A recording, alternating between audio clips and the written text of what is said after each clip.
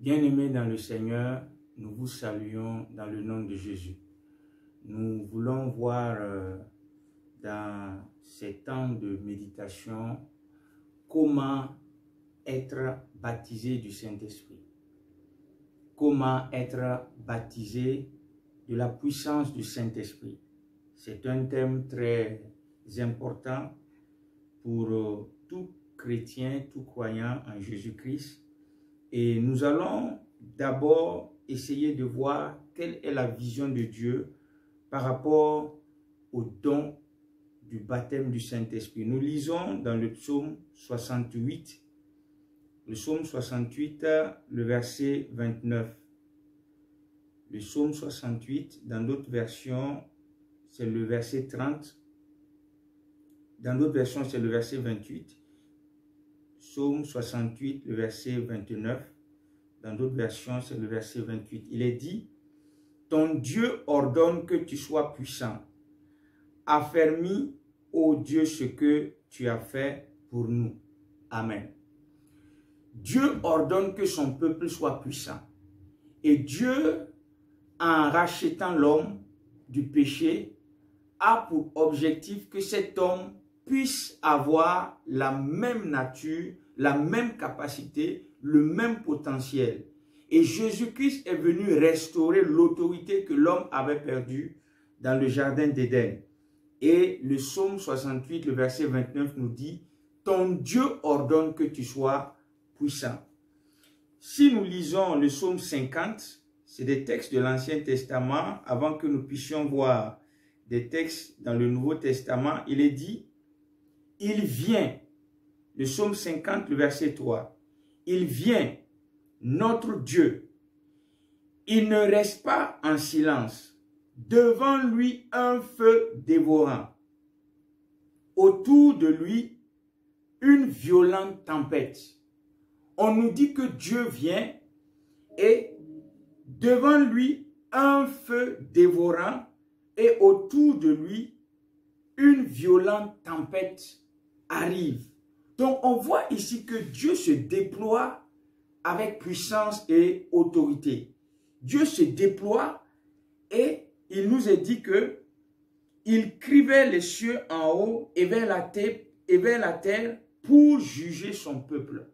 Donc nous voyons que Dieu se révèle ici comme un Dieu tout-puissant, comme un Dieu chargé de puissance. Et il dit devant lui, il y a un feu dévorant. Donc, si la nature de Dieu se révèle par le déploiement du feu, le déploiement de la tempête, ce sont des symboles de force, ce sont des symboles de puissance. Nous lisons dans Acte 1, le verset 8, dans le Nouveau Testament, où Jésus-Christ, avant de monter vers le Père, va s'adresser à ses disciples. Il dit, « Mais vous recevrez une puissance. Mais vous recevrez une puissance. Le Saint-Esprit survenant sur vous, et vous serez mes témoins à Jérusalem, dans toute la Judée, dans la Samarie et jusqu'aux extrémités de la terre. » Amen. Donc, nous voyons ici que la vision de Dieu, dans l'Ancien Testament, il est dit que ton Dieu ordonne que tu sois puissant. Et Jésus-Christ, dans le Nouveau Testament, aussi va dire à ses disciples, ton Dieu ordonne que tu sois puissant. Et il dit, vous recevrez une puissance. Quel est l'objectif du baptême du Saint-Esprit ou qu'est-ce que le baptême du Saint-Esprit? Le baptême du Saint-Esprit est une impartation de la puissance de Dieu donnée à l'homme pour le qualifier pour une tâche surnaturelle. Le baptême du Saint-Esprit est une grâce que Dieu accorde à l'homme. Une grâce est d'une capacité que Dieu accorde à l'homme de pouvoir accomplir une œuvre en son nom et pour sa gloire dans une manière et dans un moyen qui dépasse la capacité de l'homme. Et nous allons voir durant cette étude comment être baptisé du Saint-Esprit. Parce que une chose, c'est de naître de nouveau. Une chose, c'est de recevoir l'accomplissement de cette promesse de Acte 1, le verset 8. Et si vous suivez très attentivement cet enseignement, vous allez avoir les clés pour pouvoir rentrer dans cette bénédiction. Premièrement, pour être baptisé du Saint-Esprit, il faut bâtir une alliance avec Jésus-Christ. Pour être baptisé du Saint-Esprit, toute personne qui veut rentrer dans l'accomplissement de la promesse du baptême du Saint-Esprit doit d'abord faire alliance avec Jésus-Christ. Jésus-Christ est tout puissant. Nous allons voir dans Matthieu 28 pourquoi nous devons rentrer en alliance avec Jésus-Christ. Il est dit dans Matthieu 28, le verset 18. Jésus s'étant approché, leur parla ainsi. Tout pouvoir m'a été donné dans le ciel et sur la terre. Donc Jésus se présente comme quelqu'un qui a le pouvoir dans le ciel et sur la terre. Et il dit tout pouvoir. Si quelqu'un veut le pouvoir, Jésus dit que c'est lui qui donne le pouvoir. C'est lui qui donne la puissance. C'est lui qui donne l'autorité. Et donc, nous voyons dans Jean 7, le verset 38, Jean 7, l'évangile de Jean, au chapitre 7, le verset 38, il est dit là-bas, « Celui qui croit en moi, des fleuves d'eau vive couleront en son sein. » Comme dit l'Écriture, le verset 39, il dit cela de l'Esprit que devaient recevoir ceux qui croiraient en lui, car l'Esprit n'était pas encore, parce que Jésus n'avait pas encore été glorifié. Amen. Donc, pour recevoir le baptême du Saint-Esprit, nous devons entrer en alliance avec Jésus-Christ. Nous devons croire que Jésus-Christ est venu mourir sur la croix pour le péché de l'humanité. Il est ressuscité d'entre les morts et celui qui croit en lui a le pardon de ses péchés et cette personne reçoit une nouvelle nature et cette personne reçoit une grâce de devenir enfant de Dieu. Et c'est en étant enfant de Dieu qu'on peut maintenant demander cette impartation de la puissance du Saint-Esprit. Nous voyons que celui qui a reçu Jésus-Christ dans sa vie, la Bible nous dit dans Colossiens 1, le verset 27. Colossiens au chapitre 1, le verset 27 nous parle. Il est dit là-bas, à qui Dieu a voulu faire connaître quelle est la glorieuse richesse de ce mystère parmi les païens, à savoir Christ en vous, l'espérance de la gloire. L'apôtre Paul dit aux fidèles chrétiens de Colosse que Christ en eux, c'est l'espérance de la gloire. Ça veut dire que Christ représente une nature. Christ représente une autorité. Et si nous regardons dans le texte de Acte 1, on nous dit là-bas que Jésus-Christ, Dieu l'a fait Seigneur et Christ. Et Christ, ça veut dire oint. Christ, ça veut dire Messie en hébreu et Christ en grec. Et ça veut dire oint. Et si Christ, c'est une dimension spirituelle de l'autorité que Jésus-Christ a, ça veut dire qu'en recevant Jésus-Christ dans notre vie, on reçoit en même temps une nature. On reçoit une puissance, on reçoit une autorité. Regardons dans Colossiens au chapitre 2 ce que l'apôtre Paul va ajouter, il dit, en lui, c'est-à-dire en Christ, en lui habite corporellement toute la plénitude de la divinité. Vous avez tout pleinement en lui, qui est le chef de toute domination et de toute autorité. Donc, recevoir Jésus-Christ dans sa vie, c'est recevoir la puissance. Entrer en alliance avec Jésus-Christ, c'est entrer dans une alliance de puissance. Il y a des puissances dans le monde. Il y a des puissances dans le monde. Et la puissance de Satan est réelle. Voilà pourquoi il a des adeptes. Mais la puissance de Jésus-Christ est plus réelle que la puissance de Satan.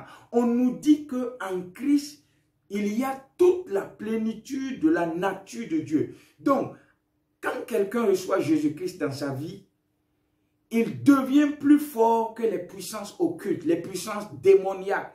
Il reçoit la nature de Dieu en lui. Il reçoit pas une partie. Ce n'est pas une partie de Dieu que la personne reçoit. Il reçoit toute la plénitude de la divinité, pas dans son corps, ni dans son âme, mais dans son esprit.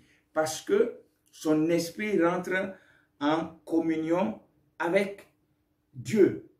Et donc, c'est la première œuvre que nous devons faire si nous voulons rentrer dans l'alliance de la puissance. Nous devons recevoir Jésus-Christ dans notre vie. Si vous êtes quelqu'un qui me suit actuellement et qui n'a pas encore reçu Jésus-Christ dans votre vie, c'est le temps de le faire.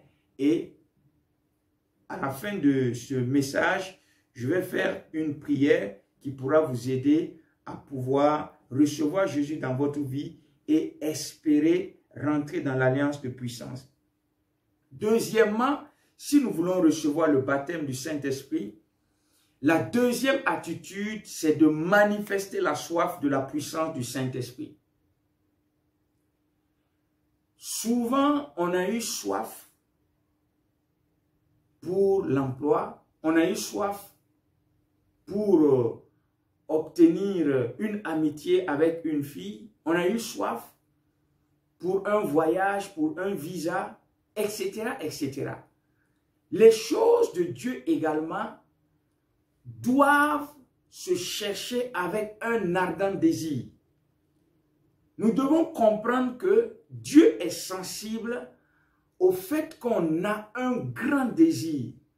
Il dit dans Jean, l'évangile de Jean que nous venons de lire, l'évangile de Jean chapitre 7, le verset 37. Il nous dit là-bas, le dernier jour, le grand jour de la fête, Jésus, se tenant debout, s'écria, « Si quelqu'un a soif, qu'il vienne à moi et qu'il boive. » Vous ne pouvez pas recevoir le baptême du Saint-Esprit sans un ardent désir, sans une grande soif. Vous ne pouvez pas chercher le baptême du Saint-Esprit avec de la négligence. Vous ne pouvez pas chercher le baptême du Saint-Esprit par envie, voilà, si je gagne, c'est bon, si je ne gagne pas, c'est pas grave. Non, ça doit être comme une conquête. Ça doit être un ardent désir. Dieu doit voir une passion. Dieu doit voir que vous avez une grande aspiration. Et Jésus dit, si quelqu'un a soif, pourquoi il prend cette image de la soif? Parce que quand quelqu'un a soif, la personne n'est pas libre. La soif vous conditionne. La soif provoque une instabilité en vous. De sorte que si vous n'étanchez pas votre soif, vous n'êtes pas maître de vous-même. Si vous êtes un chrétien et vous n'êtes pas baptisé du Saint-Esprit et cela ne vous dérange pas, ça veut dire que vous n'avez pas soif. Ça veut dire que vous n'avez pas soif. Parce que quand on a soif, on va donner le meilleur de soi-même pour recevoir satisfaction. Voilà pourquoi il prend l'image de la soif. La soif va vous priver du sommeil. La soif va vous priver de la nourriture, de votre loisir, va vous amener à un certain comportement pour satisfaire ce besoin-là, pour satisfaire ce ardent désir. Et David pouvait dire, mon âme a soif de toi. Il y a des attitudes que nous pouvons avoir qui vont rendre Dieu sensible à notre besoin. Nous voyons dans le texte de Ésaïe 55, Ésaïe 55, le verset 1, Ésaïe 55, le verset 1, il nous est dit, « Vous tous qui avez soif, venez aux eaux, même celui qui n'a pas d'argent. Venez, achetez et mangez. Venez acheter du vin et du lait, sans argent, sans rien payer. Pourquoi pesez-vous de l'argent pour ce qui ne nourrit pas? Pourquoi travaillez-vous pour ce qui ne rassasie pas? Écoutez-moi donc, et vous mangerez ce qui est bon, et votre âme se délectera de mets succulents. » Amen. C'est une invite. Parce que si le psalmiste nous dit, ton Dieu ordonne que tu sois puissant. Et Jésus-Christ, il dit à ses disciples, ton Dieu ordonne que tu sois puissant. Voilà pourquoi je veux vous donner la puissance du Saint-Esprit. Ésaïe le prophète nous dit, il faut avoir la soif. Si vous avez soif, venez. Donc, le signe, après avoir bâti une alliance avec Christ, Dieu doit voir que vous aspirez à la plénitude, au baptême du Saint-Esprit. Je pourrais donner mon témoignage, j'ai cherché le baptême du Saint-Esprit plusieurs fois. J'ai même eu une fois où j'ai pris une semaine où je jeûnais chaque jour et je cassais le jeûne le soir et je reprenais le lendemain. Et je n'ai pas été baptisé du Saint-Esprit. Mais je ne me suis pas découragé parce que je brûlais d'un ardent désir. Je voulais être baptisé du Saint-Esprit parce que je disais en moi-même que le jour où j'allais être baptisé du Saint-Esprit, ma vie allait changer. Le jour où j'allais être baptisé du Saint-Esprit, j'allais véritablement avancer dans ma relation avec Dieu. Et un jour, alors que je ne m'attendais même pas à cela, j'étais dans ma chambre en train de prier et j'ai reçu le baptême du Saint-Esprit. J'ai commencé à parler en langue. Mais j'ai dit qu'au préalable, j'avais fait des temps de prière personnelle où ça n'a pas marché. Mais le désir était plus fort. Donc, si Dieu voit dans votre cœur que vous cherchez ardemment, que vous aspirez à sa puissance, il dit qu'il se révèle à celui qui le cherche. Donc, il va vous accorder sa puissance. Nous voyons dans Jean, l'évangile de Jean, chapitre 4, le verset 17. L'évangile de Jean, chapitre 4, le verset 17, il nous est dit, la femme répondit, je n'ai point de mari. Jésus lui dit, tu as eu raison de dire, je n'ai point de mari, car tu as eu 5 maris, et celui que tu as maintenant n'est pas ton mari. En cela, tu as dit vrai. Seigneur, lui dit la femme, je vois que tu es un prophète. Quand vous avez la puissance de Dieu, vous rentrez dans des dimensions de connaissance qui dépassent les hommes ordinaires. Jésus a commencé à échanger avec cette femme sur le plan naturel. Et à un moment, il va monter en degré de connaissance où il va puiser des informations sur la vie de la femme sans que cette femme ne sache. Et il va dire à la femme, voici ce que je vois dans ta vie. La puissance de Dieu nous accorde une grande connaissance. La puissance de Dieu nous accorde une capacité qui dépasse la capacité de l'homme. Et si nous aspirons à cela, Dieu va nous donner sa puissance afin que nous puissions réaliser sa vision. Troisième attitude pour recevoir le baptême du Saint-Esprit, c'est la consécration dans le jeûne et la prière. La consécration dans le jeûne et la prière. Pourquoi jeûner et prier pour le baptême du Saint-Esprit? Le jeûne accorde une discipline corporelle, premièrement. Le jeûne accorde une discipline corporelle. Parce que si vous n'arrivez pas à discipliner votre corps, vous ne pouvez pas activer vos sens spirituels. Si le corps, regardons ce que l'évangile de Luc nous dit. Luc 21, le verset 34. L'évangile de Luc 21, le verset 34.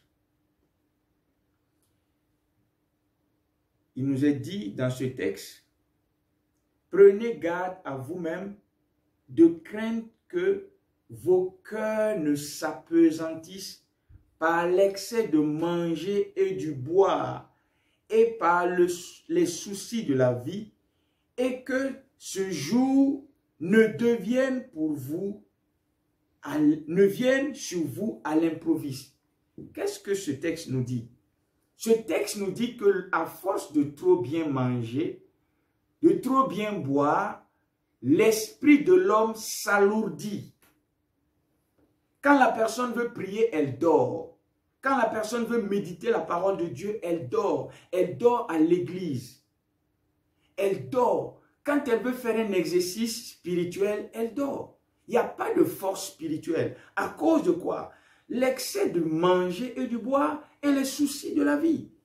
Et le jeûne et la prière viennent ici pour faire une cure pour dire que je choisis de ne pas alourdir mon esprit par le trop bien manger et le trop bien boire. Aujourd'hui, le fait d'avoir à manger 3 fois par jour peut constituer un piège pour votre développement spirituel. Parce que l'attitude qui va se poser, c'est quoi? C'est que vous allez être attaché à la nourriture, de sorte que cette nourriture peut devenir une drogue. Vous devenez dépendant de la nourriture, au point que vous n'arrivez plus à vous en détacher. Vous n'arrivez plus à vous abstenir de la nourriture pour pouvoir faire une œuvre utile, la prière, pour pouvoir prier ou pour pouvoir vous concentrer dans une tâche. Quand le ventre est rempli, ce qui suit, c'est le sommeil. Quand le ventre est rempli, ce qui suit, c'est le sommeil. Voilà pourquoi le jeûne vient pour discipliner le corps et pour orienter la concentration de notre esprit dans les choses de Dieu. Et nous voyons dans Actes 13, le verset 2 à 4, que l'église d'Antioche était dans un temps de jeûne et de prière. Et le Saint-Esprit est descendu. Le Saint-Esprit est descendu quand cette église était dans le jeûne et la prière. Donc, le jeûne favorise notre discipline, notre concentration pour la plénitude du Saint-Esprit. Le jeûne nous permet d'être concentrés. Donc, si nous ne nous jeûnons pas, vous pouvez être en train de prier, vous priez, et puis vous pensez à des courses dehors. Vous pensez à des préoccupations.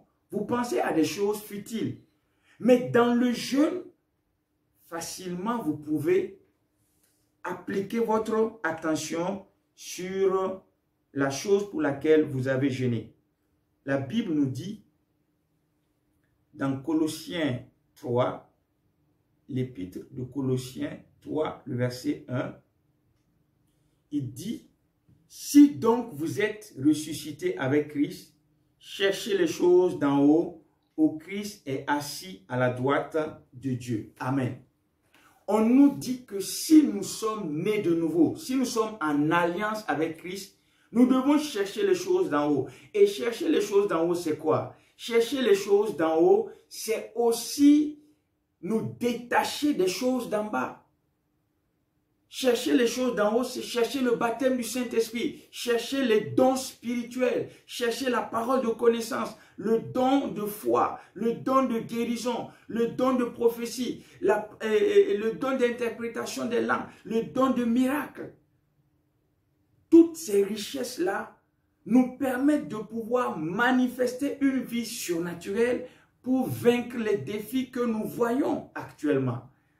Donc, chacun de nous, nous devons faire un effort pour commencer à appliquer notre vie au jeûne et la prière si nous voulons développer la puissance de Dieu. Donc, le jeûne, la consécration dans le jeûne et la prière nous permet de pouvoir recevoir le baptême du Saint-Esprit. Quatrième attitude qui nous permet de recevoir le baptême du Saint-Esprit, c'est la parole de Dieu. Recevoir la parole de Dieu dans son cœur. Recevoir la parole de Dieu dans son cœur est un moyen puissant pour recevoir la plénitude du Saint-Esprit. Quand nous lisons dans l'Ancien Testament, il y a quelque chose que Ézéchiel dit dans son livre et qui pourrait passer inaperçu. Il dit dans Ézéchiel 2, chapitre 1, au chapitre 2, et chapitre 2, le verset 1 à 2. Il me dit, fils de l'homme, tiens-toi sur tes pieds et je parlerai. Dès qu'il m'eut adressé ces mots, l'Esprit entra en moi et me fit tenir sur mes pieds. Regardez l'image que le prophète Ézéchiel nous donne. Derrière la parole de Dieu, il y a l'Esprit de Dieu. Voilà pourquoi Jésus-Christ dit dans Jean, l'évangile de Jean au chapitre 6, que mes paroles, au verset 63, mes paroles sont esprit et vie. C'est l'esprit qui vivifie. La chair ne sert à rien. C'est l'esprit qui vivifie. La chair ne sert à rien. Et quand Ézéchiel a entendu la parole de Dieu, il dit que l'esprit est entré en lui. Et l'esprit l'a fait tenir sur ses pieds. Et nous voyons cette même action se manifester quand Pierre est allé prêcher la parole à Corneille et sa famille dans Acte 10, le verset 44. Acte 10, le verset 44. Acte 10, le verset 44, il nous est dit, comme Pierre prononçait encore ces mots, le Saint-Esprit descendit sur tous ceux qui écoutaient la parole. Alors que les moments de prédication et d'enseignement sont des moments où certaines personnes cherchent le sommeil. Pourtant, c'est le moment où l'Esprit est en train de libérer la puissance. Malheureusement, si on écoute avec négligence, on écoute avec paresse, la puissance est bloquée. On voit qu'il y avait une soif. Corneille et sa famille avaient soif de Dieu. Ils avaient soif de la plénitude du Saint-Esprit. Et quand Pierre était en train d'enseigner, leur soif du Saint-Esprit a ouvert la porte et l'Esprit de Dieu a agi. Quand Pierre a commencé à parler de l'évangile, le Saint-Esprit est descendu. Je voudrais dire à quelqu'un, il y a une manière d'écouter la parole de Dieu, de méditer la parole de Dieu qui libère un transfert de puissance. Il y a une manière d'écouter la parole et de méditer la parole qui va faire que vous allez recevoir la puissance de Dieu. Mais il y a une manière aussi d'écouter la parole, de méditer la parole qui rend la parole impuissante, inefficace. Parce que Jésus a dit dans la parabole du semeur qu'il y a le cœur qui ressemble à un chemin, le cœur qui est comme une pierre et le cœur qui est rempli de ronces, d'épines. Donc, quand nous voulons être baptisés du Saint-Esprit, nous devons savoir que nous devons nous concentrer, nous devons prêter attention à la parole de Dieu. Parce que la parole de Dieu va produire en nous la foi. La parole de Dieu va produire en nous un zèle, une force. La parole de Dieu va mettre des ingrédients qui vont nous faciliter, qui vont nous permettre de recevoir. Par exemple, l'enseignement va nous permettre de pouvoir recevoir la puissance de Dieu et de connaître qui est le Saint-Esprit, comment marcher avec le Saint-Esprit, qu'est-ce que les dons spirituels, comment exercer les dons spirituels. En écoutant la parole de Dieu a le pouvoir de faire de nous ce que nous ne sommes pas. La parole de Dieu a le pouvoir de faire de nous ce que nous ne sommes pas. Parce qu'il est dit que dans Jean, l'évangile de Jean, au chapitre 1, le verset 12, à ceux qui ont cru et reçu la parole dans leur cœur, la parole les a donné le pouvoir de devenir enfants de Dieu. Donc, recevoir la parole de Dieu, nous recevons la puissance. Parce que Dieu égale à sa parole. Si vous recevez la parole de Dieu dans votre cœur, vous êtes en train de recevoir un transfert de puissance de la part de Dieu. Dans Jérémie 23, le verset 29, il est dit: ma parole n'est-elle pas comme un feu? Ma parole n'est-elle pas comme un feu? Comme le marteau brise le roc. Donc la parole est un feu. La parole est un marteau qui brise le roc. La parole libère un transfert de puissance. Et vous pouvez, dans vos méditations, lire dans Romains 1, le verset 16, où l'apôtre Paul dit que l'évangile est une puissance. L'évangile est une puissance. Dans Deutéronome 32, versets 46 à 47, vous pouvez lire également et vous allez voir l'effet de la parole dans la vie du croyant. Une autre attitude qui nous permet de recevoir le baptême du Saint-Esprit, c'est de manifester la joie du Seigneur dans la louange et l'adoration. La joie est une force. La joie est une force. Et quand on manifeste la joie dans la louange et l'adoration, cela libère la puissance de Dieu.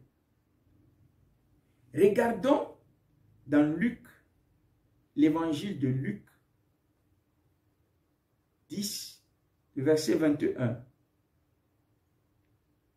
Il est dit: en ce moment même, Jésus tressaillit de joie par le Saint-Esprit et dit: je te loue, Père, Seigneur du ciel et de la terre, de ce que tu as caché ces choses aux sages et aux intelligents, et de ce que tu as révélé aux enfants. Oui, Père, je te loue de ce que tu as voulu ainsi.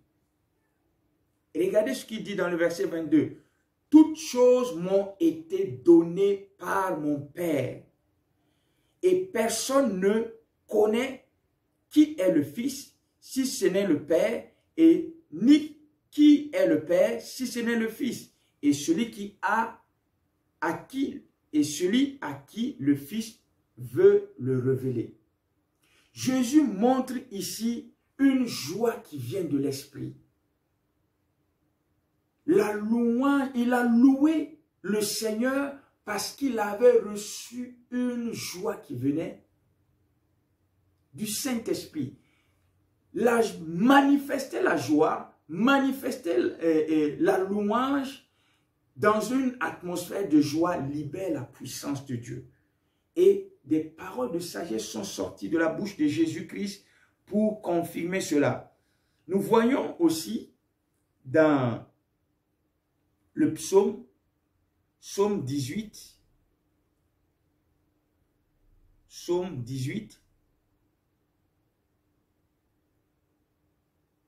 il est dit dans le verset 3 ou le verset 4, « Je m'écrie, loué soit l'Éternel, et je suis délivré de mes ennemis. Il montre ici combien la louange libère la puissance de Dieu. Il montre ici combien on peut rentrer en contact avec le baptême du Saint-Esprit en créant autour de soi une atmosphère de louange et d'adoration. Si vous voulez être baptisé du Saint-Esprit, ayez du temps où vous célébrez Dieu, où vous louez Dieu, où vous chantez Dieu, où vous ouvrez votre cœur à la présence de Dieu. L'Esprit de Dieu va descendre et l'Esprit de Dieu est celui qui siège au milieu de la louange et de l'adoration. Il va libérer sa puissance. Regardons dans le psaume 67, le verset 6. Psaume 67, le verset 6. Psaume 67, le verset 6. Il est dit, « Les peuples te louent, ô Dieu, les peuples te louent. La terre donne ses produits. Dieu, notre Dieu, nous bénit. » On nous dit ici que quand on loue Dieu, il manifeste la puissance de la productivité. Ce qui ne fonctionnait pas sur la terre commence à fonctionner parce que la louange, l'atmosphère de louange attire la présence de Dieu. Si vous voulez recevoir le baptême du Saint-Esprit, créez autour de vous, écoutez des chants d'adoration, écoutez des chants de louange, créez une atmosphère d'adoration et de louange. L'Esprit de Dieu va vous toucher dans cette atmosphère de joie, dans la louange et l'adoration. Que le Seigneur vous touche là où vous êtes et que vous soyez remplis de sa puissance au nom de Jésus. Nous pouvons également lire le texte de Acte 20, le verset 24. Acte 20, le verset 24. Il est dit, « Mais je n'ai fait pour moi-même aucun cas de ma vie, comme si elle m'était précieuse, pourvu que j'accomplisse ma course avec joie et le ministère que j'ai reçu du Seigneur Jésus d'annoncer la bonne nouvelle de la grâce. » L'apôtre Paul parle ici d'accomplir son ministère avec joie. Il s'agit de quelle joie? Il s'agit d'une joie qui vient du Saint-Esprit. Parce qu'on pouvait bastonner l'apôtre Paul jusqu'à près de la mort. On pouvait le tourmenter, le lapider. Il n'allait pas abandonner. On pouvait le jeter, l'exposer. Il dit qu'une fois, il est tombé, il a passé une nuit, un jour et une nuit dans l'abîme. Il est resté en vie. Pourquoi? Parce qu'il a continué son service, parce qu'il y avait la joie du Seigneur.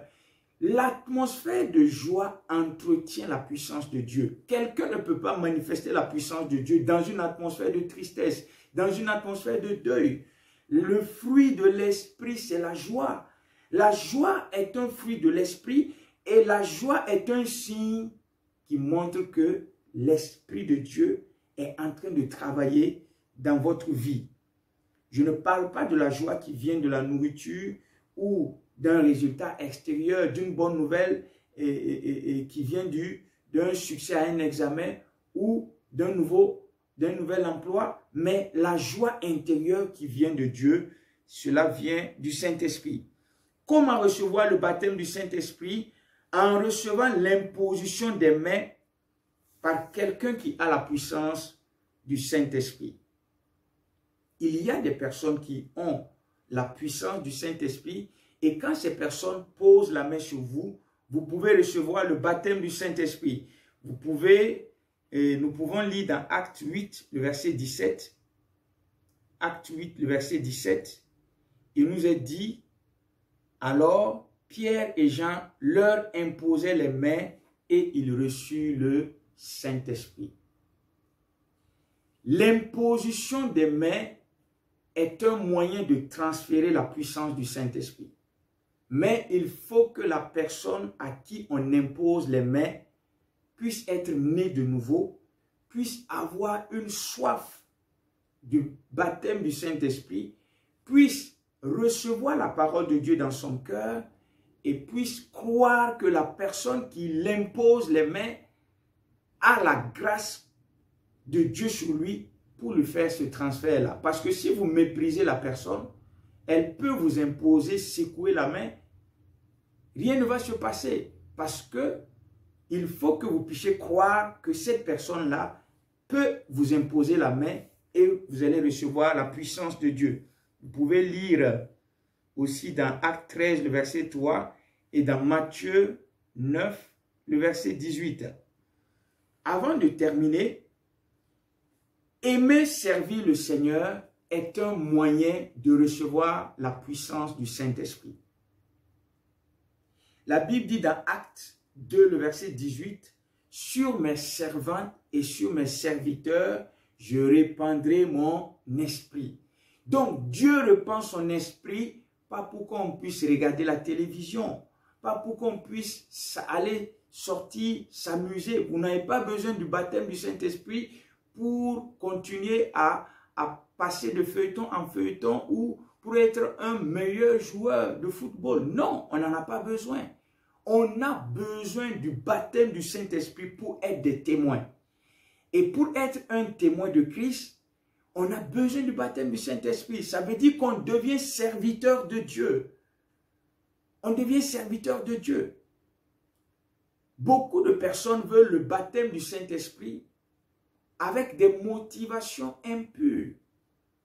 Mais le Seigneur dit sur mes servantes et sur mes serviteurs, qu'est-ce que vous voulez faire pour Dieu? Qu'est-ce que vous voulez faire pour Dieu? Vous voulez le baptême du Saint-Esprit pour faire quoi? Est-ce que c'est pour la bonne cause? C'est pour servir Dieu? Ou c'est pour juste mettre ça dans un placard et puis simplement dire que moi aussi je suis baptisé du Saint-Esprit? Non. On reçoit le baptême du Saint-Esprit pour témoigner de l'évangile, pour servir à l'église, pour manifester la vision de Dieu par le service. Et donc, le Seigneur dit, sur mes servantes et sur mes serviteurs, je répandrai mon esprit. La Bible nous montre, on va lire ce texte dans Matthieu, l'évangile de Matthieu 10, le verset 1, avant de terminer. Matthieu 10, le verset 1. Puis, ayant appelé ses 12 disciples, il leur donna le pouvoir de chasser les esprits impurs et de guérir toute maladie et toute infirmité. Amen. Jésus a donné le pouvoir. Il a donné la puissance à ses disciples afin qu'ils chassent les esprits impurs et qu'ils guérissent toute maladie et toute infirmité. On ne reçoit pas le baptême du Saint-Esprit pour paresser sur son lit. Le baptême du Saint-Esprit va vous obliger au travail. On nous dit que quand Jésus a été baptisé du Saint-Esprit, on nous dit qu'il était poussé par l'Esprit pour aller dans le désert. Jésus saisi par le Saint-Esprit. Jésus rempli du Saint-Esprit. On nous donne ces descriptions-là pour montrer que l'action du Saint-Esprit vous pousse. Le baptême du Saint-Esprit vous pousse à l'action. Vous ne pouvez plus vous asseoir, vous ne pouvez plus dormir, vous veillez et vous priez, vous servez le Seigneur, il n'y a plus de paresse, vos capacités sont, votre potentiel est multiplié. Si vous recevez le baptême du Saint-Esprit, votre vie va changer, votre emploi du temps va changer, votre quotidien va changer, parce que le baptême du Saint-Esprit vous donne des capacités extraordinaires. Extraordinaires. Regardons ce que, déjà dans l'Ancien Testament, il y avait l'image du baptême du Saint-Esprit dans l'Ancien Testament. Et Saül, le premier roi, Samuel va parler à Saül et il va lui montrer un scénario où l'Esprit de Dieu va descendre sur lui. Et nous voyons dans 1 Samuel 9, 1 Samuel 9,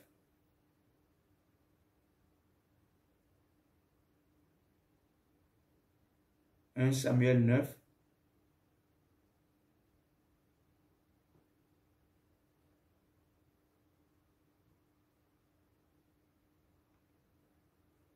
Et nous lisons le verset 10. 1 Samuel 10, s'il vous plaît. 1 Samuel 10, le verset 1. Il nous est dit, Samuel prit une fiole d'huile qu'il répandit sur la tête de Saül. Il le baisa et dit, l'Éternel ne t'a-t-il pas oint pour que tu sois le chef de son héritage? Et après cela, il va décrire un scénario et il va montrer le bénéfice du baptême du Saint-Esprit. Il est vrai que dans l'Ancien Testament, on ne parle pas de baptême du Saint-Esprit. On dit simplement que les personnes dans l'Ancien Testament étaient saisies du Saint-Esprit ou bien l'Esprit de Dieu était sur eux. On nous dit, dès que Saül a reçu l'huile sur sa tête, dans le verset 9, 1 Samuel 10, le verset 9, dès que Saül eut tourné le dos pour se séparer de Samuel, Dieu lui donna un autre cœur. Et tous ces signes s'accomplirent le jour même. Amen. Il dit dans le verset 7, il dit, lorsque ces signes auront eu pour toi leur accomplissement, fais ce que tu trouveras à faire, car Dieu est avec toi. Quand quelqu'un est baptisé du Saint-Esprit, il est programmé pour réussir. Quelqu'un ne peut pas être baptisé du Saint-Esprit. Avoir l'esprit de sagesse. Ésaïe 11, le verset 2 à 3. Il nous parle que l'esprit de Dieu est un esprit de sagesse, de conseil, de connaissance, de révélation, de crainte de l'Éternel. On ne peut pas avoir tout ce potentiel-là et puis échouer. Donc, c'est l'heure de chercher la puissance de Dieu. C'est l'heure de recevoir le baptême du Saint-Esprit parce que Dieu veut vous utiliser là où vous êtes pour que vous soyez des témoins. Avant de terminer, si vous avez écouté cet enseignement et que vous voulez recevoir Jésus dans votre vie pour rentrer dans les principes pour recevoir le baptême du Saint-Esprit, vous allez prier avec moi. Vous allez dire, Seigneur, j'ai entendu ta voix. Je reconnais que je suis un pécheur et que tu es mort sur la croix à cause de mes péchés. À partir de cet instant, je décide de te recevoir dans mon cœur comme mon Seigneur et mon Sauveur. Seigneur Jésus, pardonne-moi tous mes péchés et délivre-moi de la malédiction du péché. Donne-moi un nouveau cœur et remplis-moi de ton esprit. Maintenant, change ma vie, écris mon nom dans le livre de vie. Je te remercie. Amen. Si vous avez fait cette prière, je vous invite à rester attentif. Je vais prier pour vous afin que Dieu puisse vous toucher de sa présence et que Dieu puisse vous accorder sa puissance. Et ne manquez pas de répéter l'écoute de cet enseignement jusqu'à ce que vous ayez la foi et la capacité de croire que vous aussi vous pouvez recevoir le baptême du Saint-Esprit et jusqu'à ce que vous voyez l'évidence et les signes du baptême du Saint-Esprit dans votre vie. Nous prions. Seigneur, je recommande tous tes bien-aimés qui suivent cet enseignement. Ils ont soif. Ils veulent être baptisés de ton esprit par l'autorité que tu m'as conférée. En écoutant ta parole, que cette parole qu'ils ont reçue libère la puissance du Saint-Esprit en eux, qu'ils commencent à être saisis là où ils sont maintenant, par ta grâce, par l'onction du Saint-Esprit, par la puissance du Saint-Esprit, qu'ils reçoivent maintenant un attouchement de ta part, que l'huile du Saint-Esprit tombe sur eux, qu'ils reçoivent la puissance maintenant pour accomplir de choses qu'ils ne pouvaient pas faire, qu'ils reçoivent ta puissance pour être des témoins, qu'ils reçoivent ta puissance pour faire des choses nouvelles, pour chasser des démons, pour guérir des malades en ton nom, pour accomplir des tâches pour le royaume, la prospérité du royaume de Dieu.